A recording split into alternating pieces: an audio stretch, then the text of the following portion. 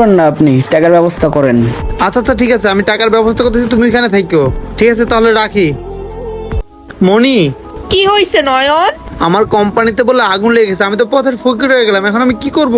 কি তোমার কোম্পানিতে আগুন লেগে গেছে, তুমি রাস্তার ফকির হয়ে গেছো?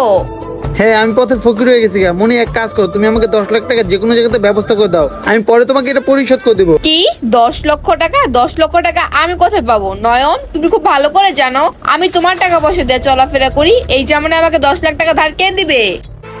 মনি এটা কোন ধরনের কথা বলতেছো? কয়দিন পর আমরা বিয়ে করতেছি, তুমি আমার বউ হবা। প্লিজ আমাকে 10 লাখ টাকা ম্যানেজ করে দাও, আমি তো বলছি পরবর্তীতে তোমাকে ওটা দিয়ে দিবো।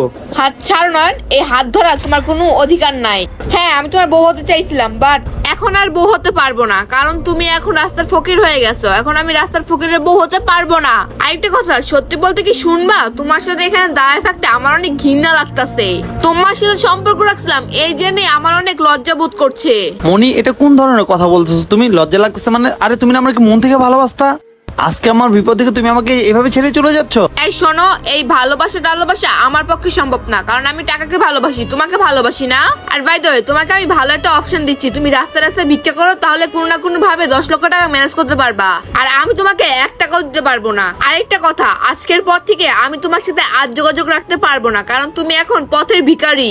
আর আমি যদি পথের ভিখারির সাথে যোগাযোগ রাখি তাহলে আমার লেভেল ডাউন হয়ে যাবে। তো ভালো হবে তুমি এখান থেকে চলে যাও, যাও। ঠিক আছে মনি, তুমি ভালো থেকো, আমি চলে যাই। দাঁড়ান ভাইয়া, কোথায় আছে?